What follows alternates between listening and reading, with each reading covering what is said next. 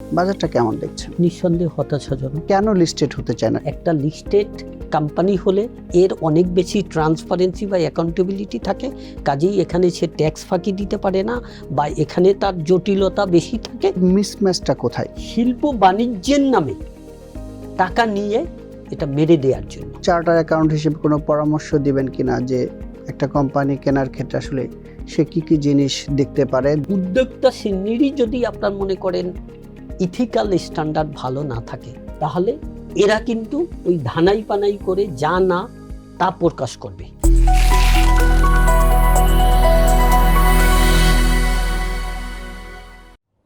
Shanta mutual fund presents TVS মার্কেটসে স্বাগত জানাচ্ছি আমি আনিসুর রহমান।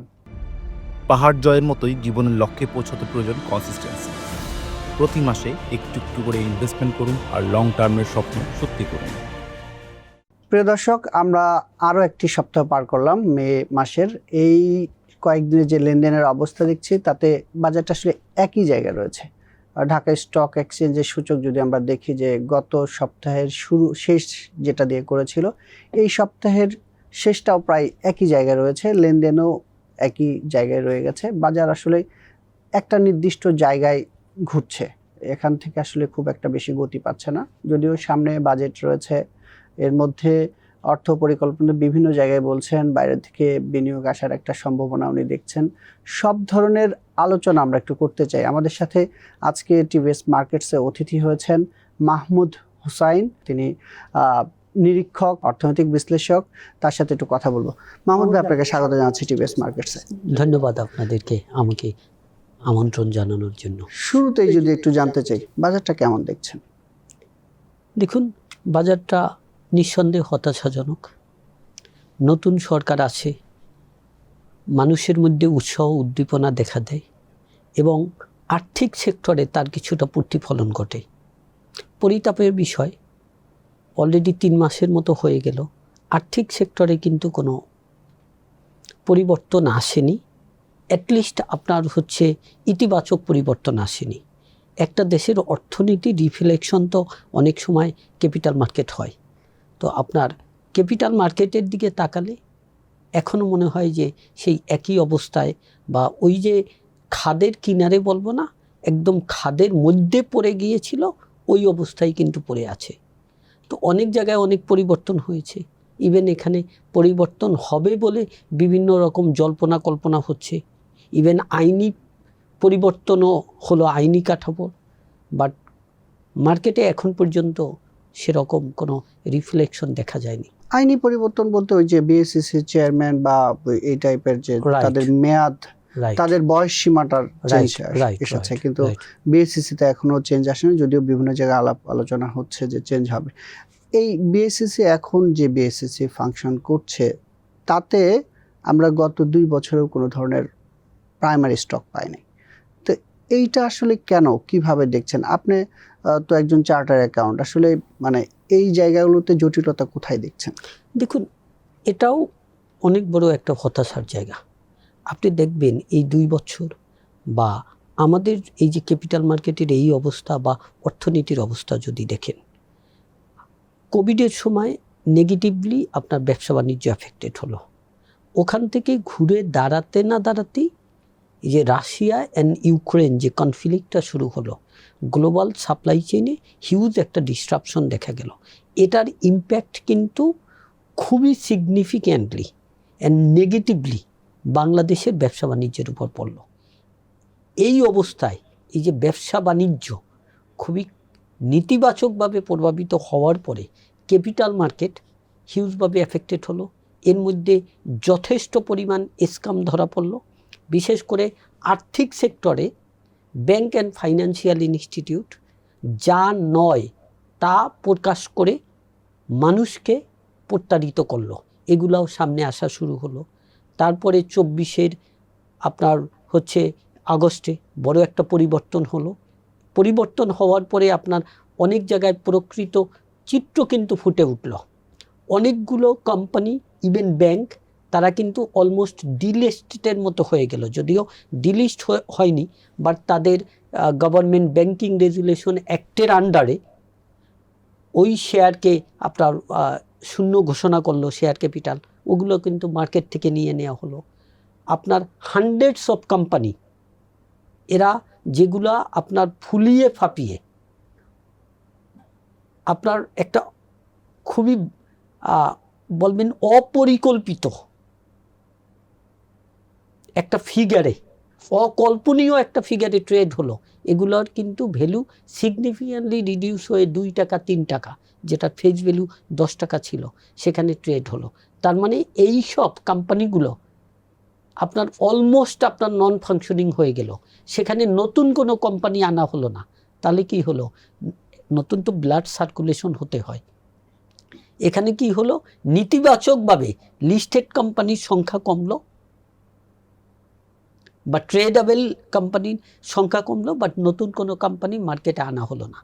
প্রথম ধারণা করা হয়েছিল নতুন কমিশন আসার পরে যে ওনারা আইনি কাঠামো রিফর্ম করছেন, ওনারা বিভিন্ন পলিসি রিফর্ম করছেন, তারপরে আপনার যথাযথভাবে নতুন আইটেম লিস্টেড হবে বা আসবে। দেখেন অলরেডি কয়েক বছর চলে গেল, তাও আসলো না।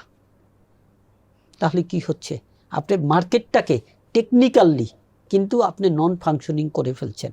যে এক্সিস্টিং যে লিস্টেড কোম্পানিগুলো আছে সেগুলোর অনেকগুলো অকার্যকর হয়ে পড়ছে, বাট নতুন কোনো শেয়ার মার্কেটে আনলেন না। এর মধ্যে কথার ফুলঝুরি কিন্তু অভাব ছিল না। ইভেন খোদ অর্থ উপদেষ্টা সেই সময় বলল যে আপনার যৌথ মালিকানার গভর্নমেন্টের যে কোম্পানি আছে, মাল্টি ন্যাশনাল কোম্পানি আছে, বিভিন্ন কর্পোরেশন আছে, কর্পোরেশনের আন্ডারে সরকারি বিভিন্ন কোম্পানি আছে, সেগুলো আনা হবে। আমরা অনেকে আপনার এটা ইতিবাচকভাবে উচ্ছ্বাসিত হলাম, কারণ দেখা গেল যে আগে বলা হতো যে এইসব কোম্পানি বাজারে যেন না আসে। এর পিছনে মেল রিজন ছিল আমলাতান্ত্রিক জটিলতা। 24 জুলাইয়ের পরে আমলারাও কিন্তু একটু ব্যাক ফুটে চলে গেল, কারণ তারা আপনার সেই ফেসিস্ট রিজিমের দোসর হিসাবে তাদেরকে চিন্তা করা হলো। অনেক নতুনভাবে আমলাদের পদায়ন করা হলো। তো ভাবা হচ্ছিল যে দেশটা মানুষের ওনারশিপে চলে আসছে, মানুষের কল্যাণের কথা চিন্তা করা হবে। ইভেন ওই টাইমেও কিন্তু নতুন কোনো গভর্নমেন্ট কোম্পানি বা যৌথ মূলধনী কোম্পানি আনা যায়নি। এই জায়গা থেকে যদি আমি আপনাকে বলি, মানে এই যারা আসতে চায় না, মানে ক্যাপিটাল মার্কেটে আসতে চায় না, অনেকেই বলে যে ট্যাক্স বেনিফিট যে পরিমাণ দেওয়া হয় ক্যাপিটাল মার্কেটে আসলে, সেই জায়গায় এই বেনিফিটটা আসলে ক্যাপিটাল মার্কেটে আসলে থাকে না। অনেক ধরনের আর্থিক প্রতিবেদন দিতে হয়, অনেক ধরনের রেগুলেশনের মধ্যে থাকতে হয়, গুড গভর্নেন্সের মধ্যে থাকতে হয়, এই কারণে আসে না। আপনি তো লিস্টেড আনলিস্টেড বিভিন্ন প্রতিষ্ঠানের হিসাবগুলো দেখার সুযোগ হয়, নিজেরা নিরীক্ষা করেন। সেই জায়গা থেকে আসলে যারা লিস্টেড না, তারা কেন লিস্টেড হতে চায় না? লিস্টেড হলে আসলে তাদের মূলধাগে প্রবলেমগুলো কোথায় ফেস করে তারা? দেখুন, এখানে কয়েকটা জিনিস, এখানে কিছু কিছু আমাদের পলিসিগত প্রবলেম আছে। যেমন আপনি পাশ্চাত্যের দেশে বা পার্শ্ববর্তী দেশে কি হয়, আপনি লং টার্ম ফান্ডিংটা রেইজ হয় কিন্তু ক্যাপিটাল মার্কেট থেকে। আমাদের এখানে কি হয়, খুব ইজিলি ব্যাঙ্কগুলো যখন ওনারদের ছাড়া আপনার থার্ড পার্টি ফান্ডিং নেয়, তখন খুব সহজে ব্যাংক থেকে পায়, এবং ব্যাংক থেকে ফান্ড রেইজ করা মাচ ইজিয়ার ক্যাপিটাল মার্কেটের চেয়ে। কাজেই ব্যবসায়ী তারা ওই ইজিয়ারই এসে যাবে। তো এখানে এই যে মানি মার্কেট অ্যান্ড ক্যাপিটাল মার্কেটের যে একটা পলিসি রিফর্ম হওয়া দরকার, যেটা দীর্ঘদিন যাবৎ বলা হচ্ছে, এখানে কিন্তু কেউ কনসেন্ট্রেশন দিচ্ছে না। তো এখানে একটা প্রবলেম থাকে। এর কারণে যে জটিলতাটা তৈরি হয় বা রাষ্ট্রের যে ক্ষতি হয়, যে ব্যাংকগুলো স্বল্প মেয়াদে ডিপোজিট কালেক্ট করে যখন দীর্ঘমেয়াদে ইনভেস্ট করে, তখন যেমন একটা ইমব্যালেন্স তৈরি হয়। আবার এগুলো কিন্তু আপনার এনপিএল যখন হয়, তখন রাষ্ট্রকে এর দায় বহন করতে হয়। এবং এই যে ব্যাংকগুলো ফেল করছে, বিভিন্ন ভাগে ব্যাংকগুলোকে আর্থিক সহায়তা দেয়া হচ্ছে, এটা তো সরকারি কোষাগার থেকেই যাচ্ছে, তাই না? এই যে অনেকগুলো ব্যাংক ফাংশন করতে পারলো না বা এখনো ফাংশন করছে না, তাকে বাংলাদেশ ব্যাংক লিকুইডিটি সাপোর্ট দিল, এর অনেকগুলো হয়তো আদায়ও করতে পারবে না। আপনি উদাহরণস্বরূপ পদ্মা ব্যাংকের কথা বলতে পারেন। এই 5টা ব্যাংক যেগুলো মার্জার করা হলো তাকে বলতে পারেন, আরও আপনার ন্যাশনাল ব্যাংক, এবি ব্যাংক, ইসলামী ব্যাংক, ইউসিবিএল, এভাবে যে আরও অনেকগুলো ব্যাংক আছে তাদের কথা বলতে পারেন। এসব জায়গায় গভর্নমেন্ট যে লিকুইডিটি সাপোর্ট বাংলাদেশ ব্যাংকের মাধ্যমে দিচ্ছে, এটার কয়টা ব্যাংক এটা ফেরত দিতে পারবে? তা আলটিমেটলি তো রাষ্ট্রই দিচ্ছে, তাই না? তো ওখানে ওরকম আপনার মনে করেন শর্ট টার্মের ডিপোজিট কালেক্টরকে দিয়ে লং টার্মে যখন বিজনেসকে ফ্যাসিলিটেট করা হয় তখন কিন্তু রাষ্ট্রের একটা বড় ধাক্কা পড়ে। এটা গেল একটা জিনিস। সেকেন্ড আর একটা জিনিস হলো যে দেখেন অন্য অন্য দেশের সাথে যদি চিন্তা করেন ট্যাক্স ইনসেন্টিভের কথা, লিস্টেড কোম্পানির আমাদের দেশে যে ট্যাক্স রেট এটা ওয়ান অফ দ্য হাইয়েস্ট। এবারও শোনা যাচ্ছে যে আপনার 9 লক্ষ কোটি টাকার একটা বড় বাজেট হবে, এবং ওই অর্থ সংস্থান করতে গিয়ে কর্পোরেট যে ট্যাক্স রেট যেটা কমানোর কথা, ইভেন লিস্টেড কোম্পানিকে যে ইনসেন্টিভ দেওয়ার কথা ওটা দিতে পারবে না, কারণ রাজস্ব বোর্ডের উপর একটা হিউজ প্রেশার পড়বে এই অর্থের সংকুলন করতে গিয়ে। তাহলে এবারও এটা অ্যাডজাস্ট করা হবে না, তাহলে ইনসেন্টিভ এখানেও থাকবে না।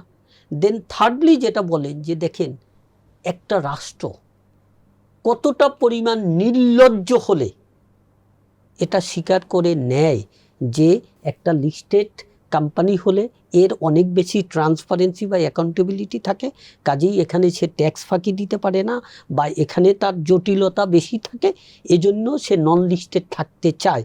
তার মানে কি নন লিস্টেড কোম্পানি যে ওভারসাইট অ্যারেঞ্জমেন্টে আছে, দেখভাল অ্যারেঞ্জমেন্টে আছে, সেটা ইনএফেক্টিভ।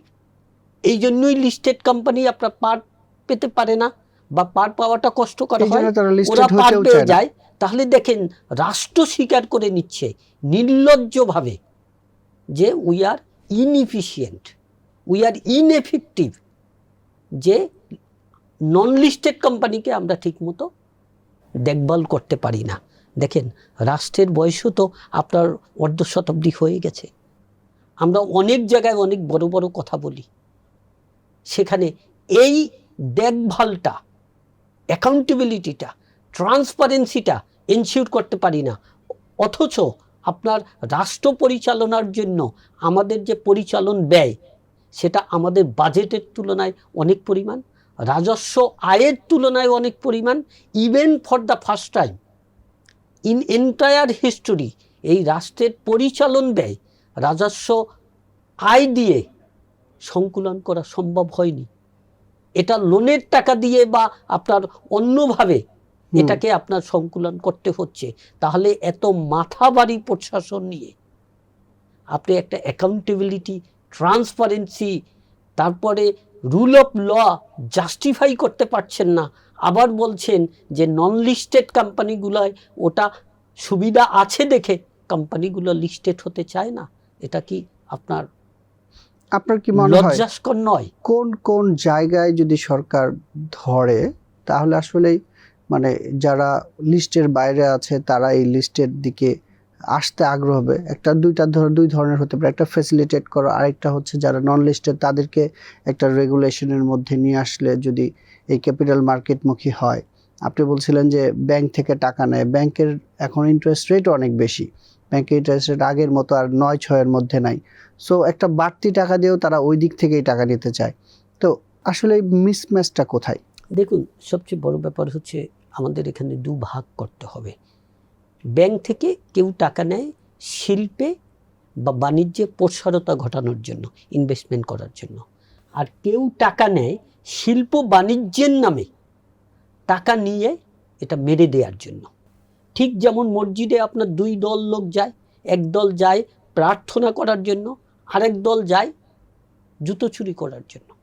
তো কাজেই মসজিদে গেলে জুতো চুরি হয়, মুসল্লিরা জুতো চুরি হয়, এটা যেমন বলাটা সমীচীন নয়। অ্যাট দ্য সেম টাইম আপনার মনে করেন ব্যাংক থেকে লোন নিয়ে শিল্প বাণিজ্যে প্রসারতা ঘটানোর জন্য লোন নিয়ে তারপর লোন মেরে দেয়, এটাও বলা ঠিক নয়। আমাদের ওখানে পলিসিটাই এমন যে আমরা এনশিওর করতে পারি না যে এভাবে যারা টাকা মেরে দিবে তাদেরকে লোন দেয়া বন্ধ করা। তো ওখানটায় একটা কাজ করতে হবে। যে শিল্প এবং বাণিজ্যের প্রসারতার জন্য যে লং টার্ম লোন দেওয়া হবে সেই লোনটা আর শর্ট টার্মে যে ফান্ড আছে এখান থেকে দেয়া যাবে না। এটা বাংলাদেশ ব্যাংক খুব ইফেক্টিভলি পারবে, কারণ একটা ব্যাংকের যদি টোটাল ফান্ডিং যেটা হয় এখানে কতটা শর্ট টার্মে কালেক্ট করে কতটা লং টার্মে কালেক্ট করে এটা মনিটর করা কোনো কষ্টসাধ্য কাজ না, খুব ইজিলি করা যায়। ব্যাংকে যদি একটা আপনার নীতি এস্টাবলিশ করে দেয় যে তুমি লং টার্ম ফান্ড থেকে লং টার্ম ফাইন্যান্স করতে পারবা, তাহলেই ওখানে এনশিওর করা সম্ভব, number one. Number two, capital মার্কেটকে যদি রিফর্ম করে অ্যাট্রাকটিভ করে, যেমন মনে করেন ফিসকাল বেনিফিট দেয়া, একটা হতে পারে ট্যাক্স বেনিফিট, আরও হতে পারে মনে করেন বিভিন্ন রকম আপনার নন মনিটারি বেনিফিট হতে পারে, যে ক্যাপিটাল মার্কেটে যে কোম্পানি লিস্টেড থাকবে এই কোম্পানি আপনার মনে করেন ইম্পোর্টের ক্ষেত্রে এই প্রায়োরিটি পাবে, এই কোম্পানি হচ্ছে আপনার হচ্ছে লোকাল সেলসের ক্ষেত্রে এই সুবিধা পাবে, দেয়াই যেতে পারে। যেমন মনে করেন এয়ারপোর্টে কি হয় যে সিআইপিদের জন্য আলাদা আপনার মনে করেন ইমিগ্রেশন লাইন থাকে, ওনাদের জন্য আলাদা লাউঞ্জ থাকে, তাই না? ঠিক অ্যাকর্ডিংলি এখানেও তো করা যাবে, তাই না? এভাবে যদি করা যায় তাহলে আপনার মনে করেন ডিফারেন্সিয়েট যদি করা যায় তাহলে এরা ক্যাপিটাল মার্কেটমুখী হবে একটা জিনিস, এবং ক্যাপিটাল মার্কেটমুখী যখন হবে ক্যাপিটাল মার্কেটটাও যেমন উদ্ভাসিত হবে এবং অর্থনৈতিক উন্নয়নটাও সাস্টেইনেবল হবে। কারণ এখন বর্তমানে যে ইমব্যালেন্স অবস্থায় চলছে এখানে কিন্তু সাস্টেইনেবল হচ্ছে না, এবং রাষ্ট্রকেই এই যে ঘাত এটা কিন্তু আপনার বহন করতে হচ্ছে। একটা জিনিস আপনিও খেয়াল করেছেন, আমরা দেখছি যে গত 15-17 বছরে যেসব কোম্পানি আমাদের এখানে এসেছে, যাদেরকে নিয়ে আসা গেছে বা যারা এসেছে জোর করে বা পলিসি করে, তাদের মধ্যে ভালো কোম্পানির সংখ্যা কম। মানে আর্থিক প্রতিবেদন প্রথম দিকে একরকম দেখা যায়, পরে আরেক রকম দেখা যায়। এই যে ভালো কোম্পানি আসতে চায় না, এইটার আপনার কোনো বিশ্লেষণ আছে? দেখুন, নাম্বার ওয়ান, আপনি যে আর্থিক প্রতিবেদনের কথা বললেন, এটা ইন্টায়ার একটা আনহোলি নেক্সাস, একটা দুষ্ট চক্র কাজ করে বা করত। আপনার যারা রেগুলেটর ছিলেন, যারা আপনার হচ্ছে সার্কেলটা এই ক্যাপিটাল মার্কেটে এনলিস্টমেন্টটা এনশিওর করত বা দেখভাল করত, তাদের মধ্যে একটা দুষ্ট চক্র গড়ে উঠছিল যে ফুলিয়ে ফাঁপিয়ে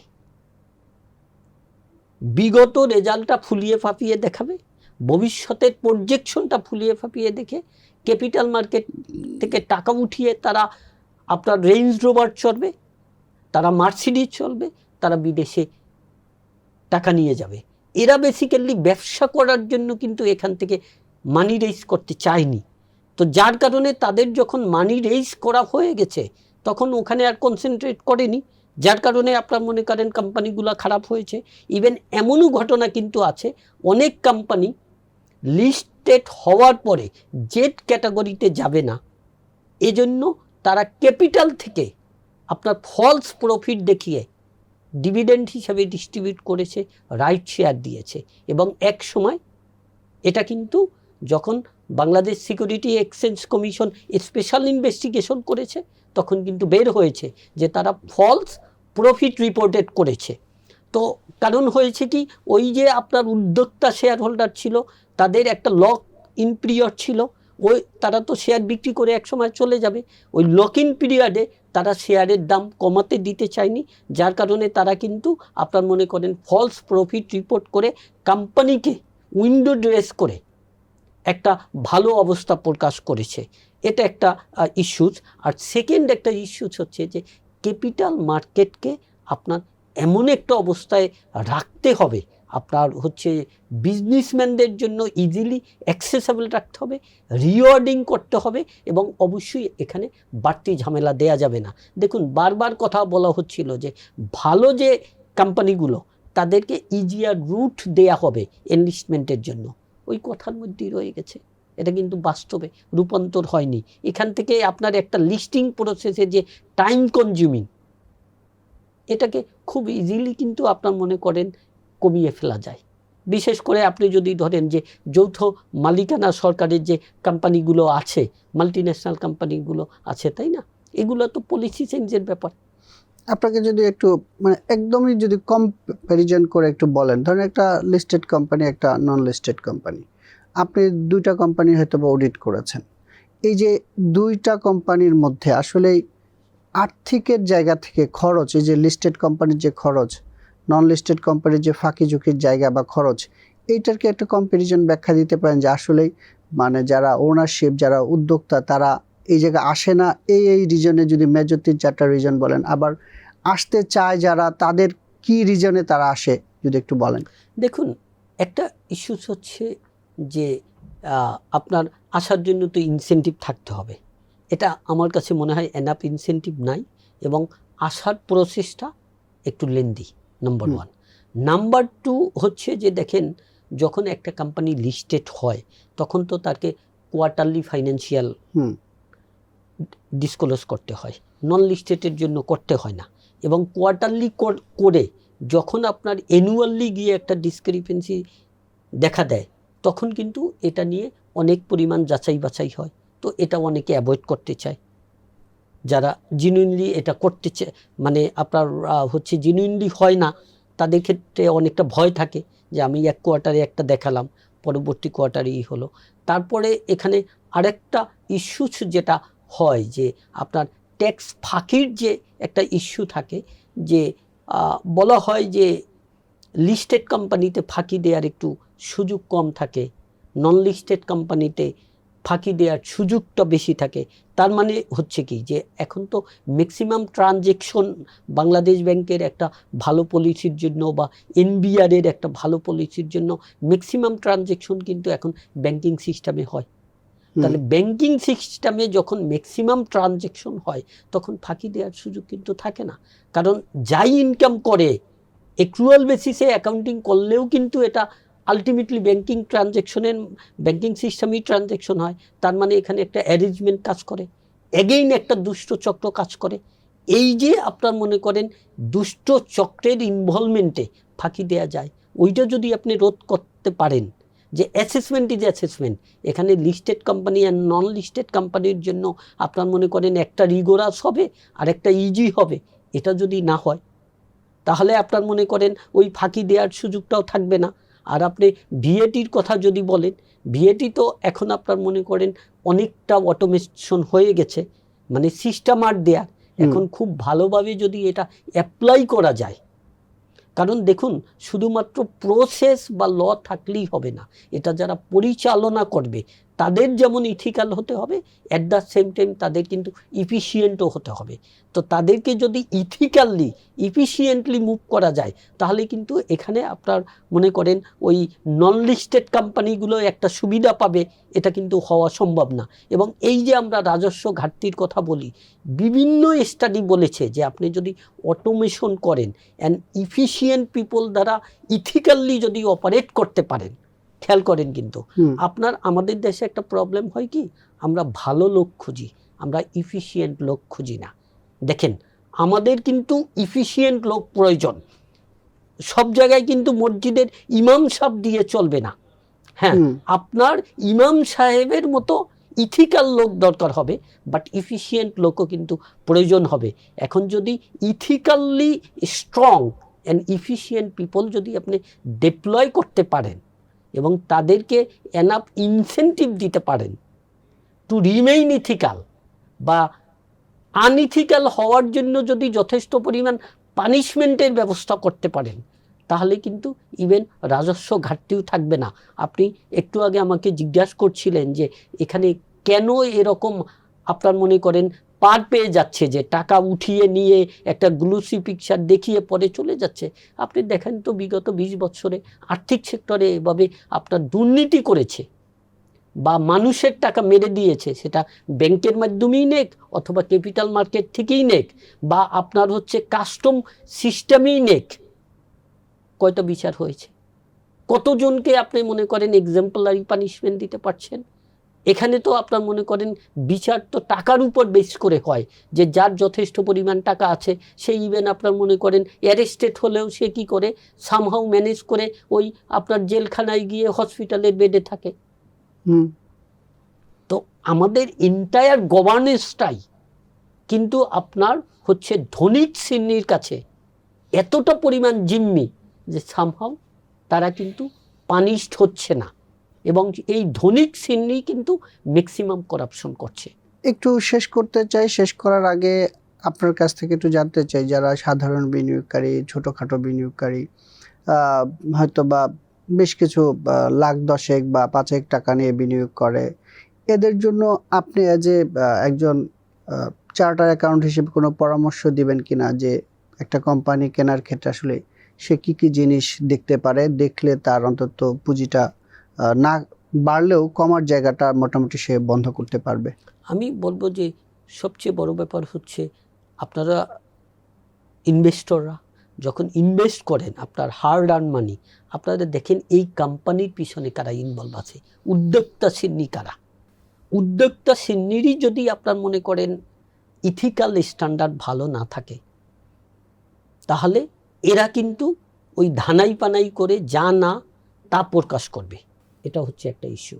এবং যেসব কোম্পানি মার্কেটে ইনভেস্ট করে, উদ্যোক্তারা নিজে মার্কেটে ট্রেড করে, ওই সব কোম্পানির ব্যাপারে সতর্ক হওয়া দরকার। কারণ তারা তো আপনার মনে করেন বিজনেসম্যান, তারা নিজেদের টাকা নাই, মার্কেট থেকে টাকা নিয়ে তারা বিজনেস অপারেট করবে। তাদের যদি সময় থাকে শেয়ার ট্রেড করা, তাহলে তাদের নিশ্চয়ই অন্যরকম কোনো ইন্টেনশন থাকার সম্ভাবনা আছে, এটা দেখা। সেকেন্ড একটা জিনিস, যে গুজবে তো কান দেয়া যাবেই না, এট দ্য সেম টাইম আপনার ওই যে এরকম কথা যে এই সেক্টর ভালো হবে, এই সেক্টরের জন্য আমি চিন্তা করব, এটা না। এবং আপনার এখানে বিনিয়োগকারীদের মাথায় রাখতে হবে যে আমি শেয়ারের দাম বাড়বে এখান থেকে আমি গেইন করব না, আমি মেনলি গেইন করব শেয়ারের আপনার হচ্ছে আমি এখানে ডিভিডেন্ড পাবো বা আর্নিং বাড়বে শেয়ারের, এই জন্য আপনার পার শেয়ার ভ্যালু বাড়বে, ওখান থেকে আমি আর্ন করব। এখন কেউ যদি মনে করে যে আজকে এই শেয়ারের দাম 13 টাকা আছে, আমি শুনেছি 19 টাকা হবে, কারণ ট্রেড হয়ে হয়ে সার্কুলার ট্রেড হয়ে হবে, বা আপনার মনে করেন বাজারে ক্রেতার আপনার মনে করেন ইসে বাড়িয়ে বিক্রেতা শর্টেজ করে করবে, তাহলে ওই সব শেয়ারে যাওয়া উচিত হবে না। আপনাকে অসংখ্য ধন্যবাদ টিভিএস মার্কেটস আসার জন্য। ধন্যবাদ আপনাদেরকেও। প্রিয় দর্শক, আমরা কথা বলছিলাম মাহমুদ হুসাইনের সাথে। তিনি কিন্তু বলছিলেন যে ক্যাপিটাল মার্কেটের যে আর্থিক প্রতিবেদনের জায়গাগুলোতে বলছেন যে সাধারণ বিনিয়োগকারীরা আসলে আর্থিক প্রতিবেদন দেখার পাশাপাশি এর পেছনে, এই কোম্পানিগুলোর পেছনে যেসব উদ্যোক্তা থাকে তাদের পোর্টফোলিও দেখার কথা বলছেন, তাদের ইন্টেনশন দেখার কথা বলছেন। সেই সাথে তিনি বাজেটের কথা কিছু বলছিলেন যে ভালো কোম্পানি নিয়ে আসলে ফিসক্যাল বেনিফিট তো দিতেই হবে, সেই সাথে আরও কিছু জায়গায় ইনসেন্টিভ দেওয়ার সুযোগ রয়েছে। টিভিএস মার্কেটসের পরবর্তী পর্ব দেখার আমন্ত্রণ রইল।